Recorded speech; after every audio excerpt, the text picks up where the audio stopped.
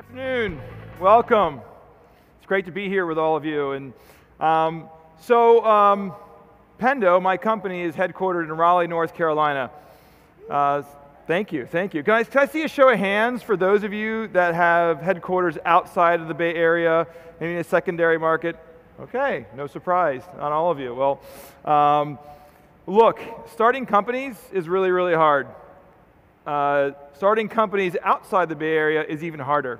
One, I love the fact that everyone's trying, so that's really, really positive. But, look, access to capital, access to talent, there's simply less of it outside the Bay Area. You can read blog posts, tweets about why you shouldn't try to create a company outside the Bay Area. The number of VCs, prominent people, smart people will tell you not to even try, to kind of give up and just join what's going on out here. But it's not impossible. And there's plenty of success stories. And my goal today is to share a few lessons that we've learned and how we've gotten to this point, headquartered in Raleigh, North Carolina. So when we started the company, when we were just 5 people in a co-working space, we actually put an address in San Francisco, thinking, look, we want to be taken seriously, let's put a San Francisco address on it. We had this on our website for 6 months, and invariably, every once in a while, someone would email me and say, hey, I'll be in Soma tomorrow, can we meet? Now, mind you, that's about a 6-hour flight. I have no reason otherwise to go to San Francisco to meet this person, and I honestly never went to the space. So it was a friend of the friend's address, and it was interesting that early on we felt they wouldn't be taken seriously unless we actually put a San Francisco address on our website. After about 6 months of this, I got really frustrated and angry, and it's like, look, we are not being authentic. We are not embracing who we are. So as part of a rebrand and a relaunch of our website, we actually started to finally embrace the fact that we were made in North Carolina. We actually have a North Carolina map on our website. We have a little heart in it. And ever since that point, we've really embraced who we are. And we've tried to now think of it as, how do we take what's unique and differentiating about our region and make it a positive? So one of the aspects of our area is Southern hospitality. Treating customers really, really well, going above and beyond, being thoughtful. And we try to say, how do we infuse Southern hospitality into our brand and make that a differentiator rather than being stressed about the fact that there are some negatives to being where we are. So again, we felt that there was much greater value in being authentic than trying to be someone that we weren't, and try to find positives. So wherever you live, wherever you're from, there's something really unique about that area. I encourage you to think about what's unique, think about what's differentiated, and use that as a positive. Also part of that is being intentional about who you want to be as a company. When we started this company, and I think this is one of the great things about being in SaaS, and all of you at our SaaS conference, is that you can address the entire world. The world's your market. Right? So when we benchmark ourselves, when we started this company, we didn't say we wanted to be the biggest company in Raleigh. We didn't say we wanted to be the biggest company in North Carolina. We want to create a category leader. We want to be one of the biggest companies in the world. And we've always held ourselves to the bar of what are the top 1% of the companies in the world doing? How fast are they growing? How are they behaving? And we've always thought of ourselves as that's our comparative set, not our local region. So that's helped us make sure that we don't get too caught up in the fact of how we're doing in relation to other folks in our community. It was always make sure we kept a really, really high bar. So I'd encourage you to think and be intentional of what kind of company do you want to create? Who do you want to be? Who do you want to compare yourself to? Look out 4 or 5 years. What company do you want to be?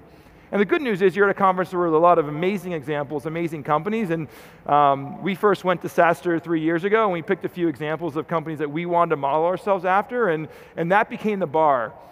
That became the goal. The second thing, which is fairly obvious, and look, you guys passed this test, right? Be willing to travel. And I'll never forget, we, about a quarter into selling customers for the first time, we had this deal that was just stalled. It was in Utah, it wasn't moving. I kept trying to schedule a phone call, and it was getting really, really frustrating. And finally, I gave up and said, look, I'm going to be in Salt Lake City tomorrow. Can you meet in person?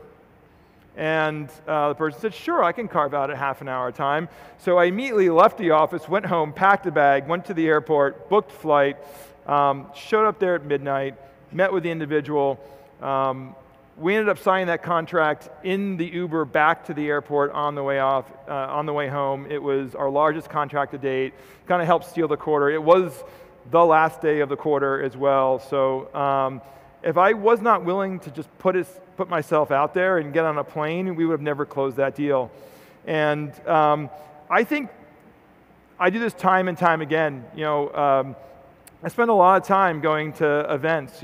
Part of one of the great benefits of some of the investors that we've raised from is that we get invited to a lot of great networking events here. And it's a positive thing. I've always gotten a lot of value out of hearing tips and advice and stories from other founders that have been successful that are a few years ahead of us. And I make time for it. And that even means getting up, taking an early morning flight and heading home on a red eye to do a day trip to the Bay Area. I'll do it. And I think it's that willingness to travel that continues keeping us ahead of the curve, continues teaching us how to continue building a great business. So our Series A, when we actually closed that, a lot of people hadn't heard of us. We're, again, this small company in North Carolina. We ended up getting introduced to Battery Ventures via a customer. So we weren't raising money. We weren't trying to raise money. I had no... Honestly, we were just focused on taking care of customers, building a great product, taking care of customers. And through the process of taking care of customers, customers introduced us to investors as someone interesting, someone to look at. Had that meeting, did not have a deck, had really, honestly, no sophisticated pitch. I don't think I was even that coherent in the description of the company, but I talked about customers, and I talked about what we were doing for customers, and the results those customers were seeing, and Battery followed up. They talked to all the customers, they did reference calls, and turns out they said really, really good things about us, and lo and behold, it led to our Series A. So I think, a lot of people talk about, I'm fundraising right now, I got to get the right pitch, and I got to build my list of folks. Sometimes you just need to focus on getting really amazing customers saying great things about you.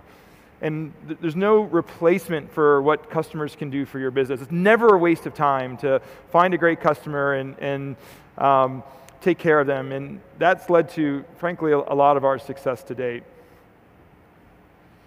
So 2 years ago at SaaStr, I was huddled up in a room trying to close on a chief product officer. I had met an individual, he actually bought our product, we really hit it off. He was a VP of product at a Series D startup, so a little bit ahead of us, and we just had a real connection, but there was a catch. The catch was he had just moved his family, 4 kids, to New York City. Now we have no New York City presence. Our entire company's in Raleigh, our entire development team's in Raleigh, our entire product management team's there, I'm there. This was a problem, and I had my CTO, and I would be like, you can't do this. This is never gonna work. But I knew he was the right person. I had a good sense. I mean, we had an alignment of vision. We had we really gelled together, and I wanted to work with him. So we decided to be flexible, and through that we actually opened a New York office. We hired him. And my thesis always was, if you find the right person, be flexible, and the right person will make it work. And sure enough, I mean, he's traveled when he's had to travel. He's been there, and lo and behold, fast forward to today, he recently is under contract of a house in Raleigh. He actually is moving. So it ended up working out very, very well for everyone in the long run. But I think if I wasn't flexible, I wouldn't be here today having that. And that goes for other talent as well. Our chief revenue officer, another one of our senior leadership, lives in Scottsdale, Arizona. Still to this day, I've not been to Scottsdale, Arizona, and it has not been an impact on the business at all. And honestly, for folks that work at our company, I doubt most people actually know where he lives. And that's okay. He makes it work. And a lot of us as entrepreneurs, certainly early stage entrepreneurs, we get these idea this person must be here. They must I'd encourage you to, like, if the person's right, just figure out a way to get it done. You know, a lot of what you see on TV about a Silicon Valley culture, and I do mean the good things, not the bad things, can easily be replicated. You can buy a sit-stand desk, you can have an open PTO policy, you can have kombucha in your office, they make it all over the country, you can have beer, you can have a transparent culture. All these things are actually pretty easy to replicate. So, you know, it's a pretty common practice for someone from the Bay Area to walk into our office and says, oh, it feels like we're in Silicon Valley, like we somehow did something magical by buying similar furniture and having similar perks. But the good news is in our geography, we actually are pretty unique. It actually is differentiated what we do. It's actually a positive for us. It's not just what everyone else does all around you. So there's a lot of goodness to some of the I guess, less traditional things about a Silicon Valley culture, and we've embraced it, and we constantly look at our perks and our benefits and make sure that we stay competitive with best-in-class companies doing out here. I mean, ultimately, having best-in-class benefits attracts best-in-class people, and our business is a people business. You want the best people at your company, so this is something that's very easy to replicate that is honestly a no-brainer. I would just do it. You know, it works for a reason, so this is something very easy to bring into your culture. Look, we're a diamond sponsor here, if you didn't notice, right? So you see a lot of pink around. So yeah, you have to take every advantage to build awareness. Given that we don't live here, there is no word of mouth. We do now have an office here, but that's very, very recent. So we have to go above and beyond to build awareness, above and beyond to build brand. You know, we actually did an out-of-home campaign, which is a billboard campaign, bus terminals. If you had told me 3 years ago that we'd have billboards out here, I would have thought you're crazy. It's, as you all know, it's very difficult to measure ROI. The reality is we have to think differently. We don't have the benefit of being here. In order to be present on people's minds and be seen as a leader, we have to build our presence, and part of building our presence is spending money to build our brand image. So the diamond sponsorship here, out-of-home campaigns, like I said, traveling and being willing to attend events. You know, I was just talking to someone that knows me in the community that says, wow, you go to a lot of events.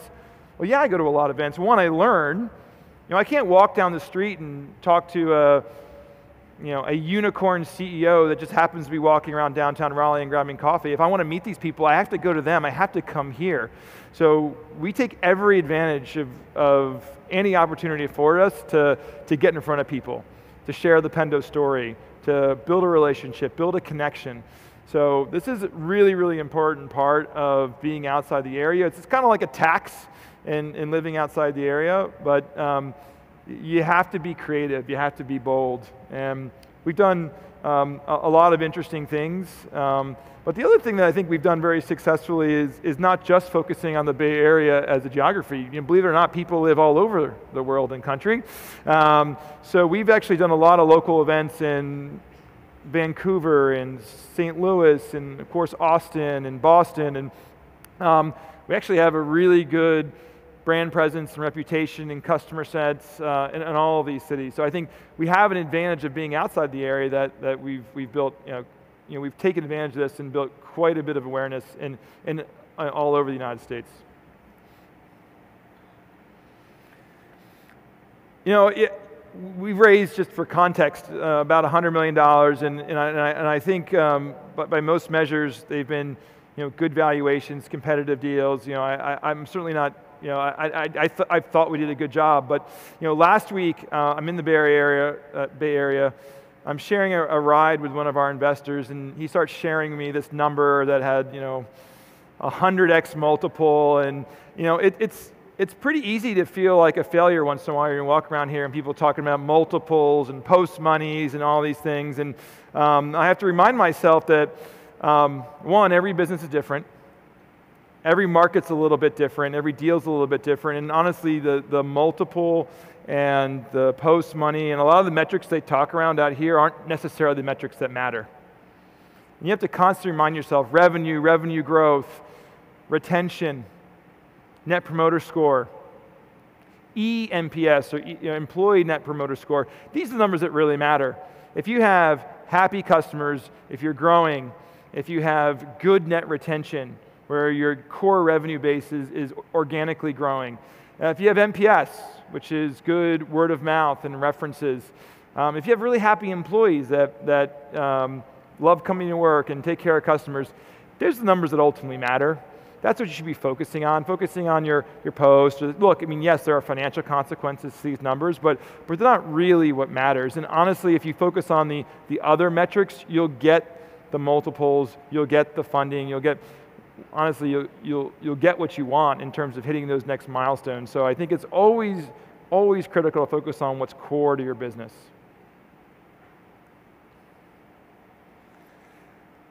Look, building a business is a team sport, and part of a team sport is your investors, is your board syndicate, and I would encourage you to get the best possible investors. And when I say investors, I mean people.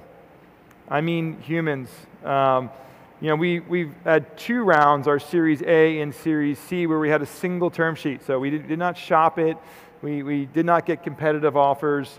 And that, frankly, is not the advice you'll hear from a lot of entrepreneurs. If you're going to a talk on fundraising, they'll say, talk to as many people, make it competitive. The more competitive the deal, the better deal you're going to. That's conventional wisdom, and that's what you'll hear. But I would argue that you should place a bias on getting the best possible people involved in your company, because people are ultimately what's going to affect your day-to-day.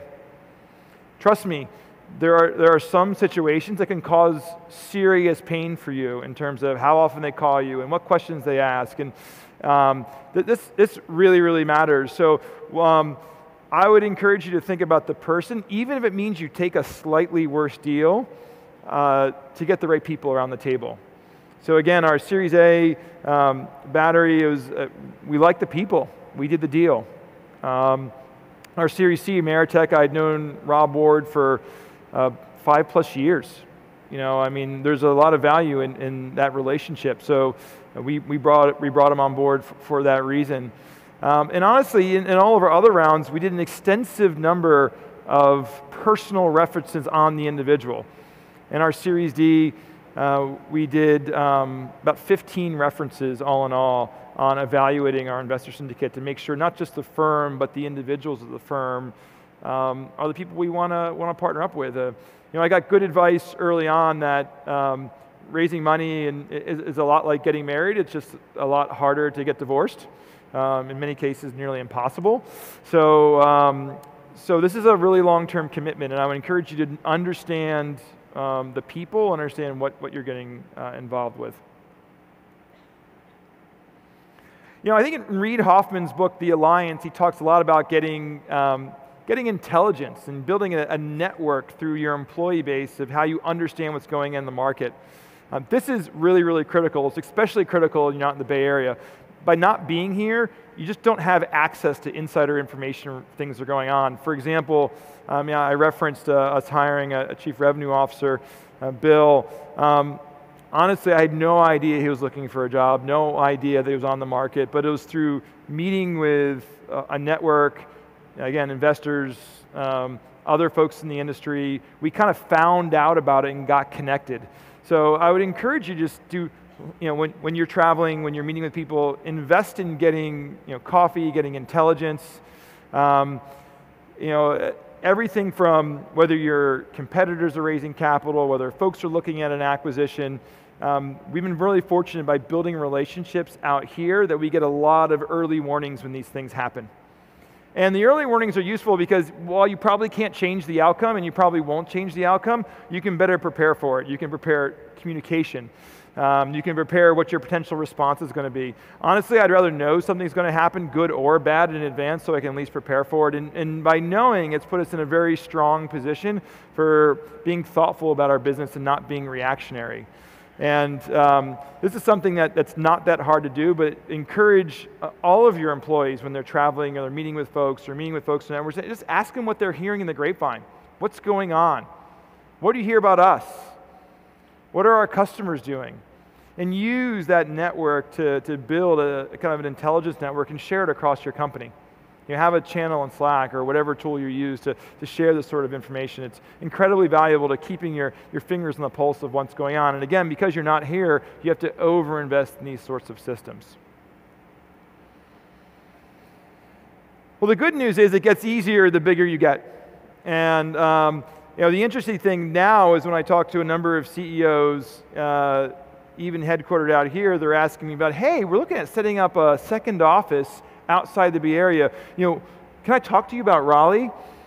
Or I hear, people looking at Arizona or Austin or Nashville. But now, as people start getting to the Series C, the Series D range, starting to think a little more efficiencies. And then frankly, you start looking at your company and thinking, if I'm really going to scale this, so I'm going to hire lots of people, competing against the Googles and the Facebooks, just one, it's very, very expensive, but two, it's very, very difficult to access the best possible talent. So you eventually get to a certain stage where the fact that you're outside the Bay Area is seen as an advantage. And I've talked to several late stage and growth investors that actually like investing outside the Bay Area more so than inside. So I think we are seeing a little bit of a sea change in terms of trends here, but I think it absolutely, from my perspective, feels very, very different today than it did before. And honestly, once you get to a certain size, people are willing to travel to see you. When you're small, no, you're probably going to have to go to see them, but when you get bigger, people get on a plane for a company that's of a certain scale. So, and we're finally kind of in that position where people are willing to get on planes to visit us, and so there is hope if you're in a place where it feels like there isn't. Soon you hit a certain scale, it gets a whole heck of a lot easier. So I kind of close on kind of an 11th point that I have, and that is, if you are in a small market and you start seeing success, one thing you need to think about is what sort of impact do you want to have on your community? And one of the things about being in a smaller market is as you achieve success, you start becoming a big fish in a small pond. And I know that's often seen as a negative comment, being a big fish in a small pond, but it's the reality of the situation. And when you're a big fish in a small pond, there's no one else around you, behind you, helping you grow the pond. If you aren't growing it, no one's growing it. So I personally devote about probably 10%, maybe 15% of my time to mentoring young entrepreneurs, volunteering my time in co-working spaces, spending time with local universities. We host a lot of meetups in the community. And not just me, it's our entire leadership team and executive team is invest in your community. Because ultimately, your success could be constrained by the overall success in your community. Your community's ability to recruit people, your community's ability to create, honestly, a quality of life. So, and if you don't invest in it, there isn't anyone else doing it for you. There's no one else to draft off of. So when you think about building your business, you're also not just building a company, but for some of us that are in smaller regions, you're building a community. And it's something to be cognizant of, and something that's become more aware to us as we have gotten to our scale. So, but thanks for being here. Appreciate seeing everyone, and enjoy the rest of the show. Thanks.